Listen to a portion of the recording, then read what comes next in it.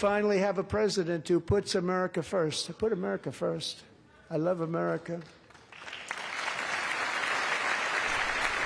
We begin tonight with one of President Trump's most consequential speeches of his second term. He just wrapped up the State of the Union address in front of a packed and sometimes contentious House chamber. From the economy to immigration and foreign policy, he highlighted the year he spent in office and what's next for the country. It was the longest State of the Union in history, with raucous energy from President Trump's supporters and sometimes defiant and outspoken opponents.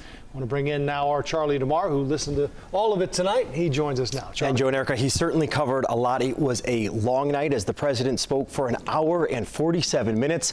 The president opened his State of the Union address by touching on a number of encouraging economic indicators as he tries to ease concerns over affordability and the cost of living. This as a new CBS News poll shows 61% of those surveyed disapprove of his handling of the economy, and only 37% say the economy is in good condition. Incomes are rising fast.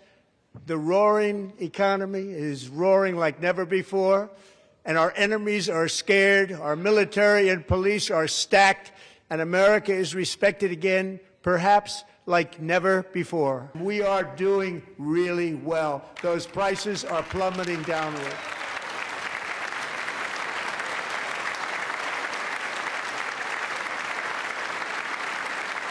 The price of eggs is down 60%, Madam Secretary, thank you. The cost of chicken, butter, fruit, hotels, automobiles, rent is lower today than when I took office by a lot. And even beef, which was very high, is starting to come down significantly. And just minutes into his speech, the president touted the border and said that the U.S. will always welcome people to this country legally, but through his administration's own immigration enforcement in cities like Chicago, people going through that process legally have been swept up and detained. After 4 years in which millions and millions of illegal aliens poured across our borders, totally unvetted and unchecked, we now have the strongest and most secure border in American history by far. Many in this room not only allowed the border invasion to happen before I got involved, but indeed they would do it all over again if they ever had the chance. If they ever got elected, they would open up those borders to some of the worst criminals anywhere in the world. The only thing standing between Americans and a wide open border right now is President Donald J. Trump and our great Republican patriots in Congress. Thank you. Thank you. I'm also asking you to end deadly sanctuary cities that protect the criminals and enact serious penalties for public officials who block the removal of criminal aliens.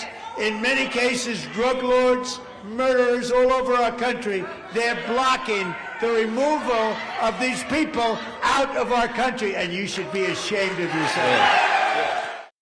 And Trump also addressed the rising cost of electricity, which is being driven by AI data center energy demand. It's been an issue not only in our area, but communities across the country.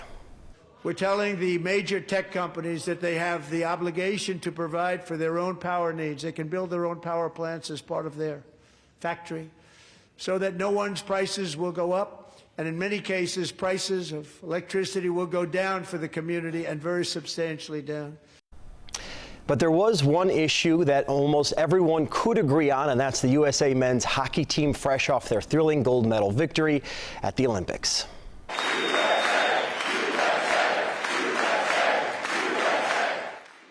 And as you can see, politics put aside for just a couple minutes, the team was honored, and the president announced that USA goalie Connor Hellebuck will receive the Presidential Medal of Freedom for his performance. Now, the team was flown to Washington from Miami in a government plane. The majority of the team did attend, as you saw, but Joe and Erica, 5 players, declined that invitation tonight. All right, Charlie, thank you very much.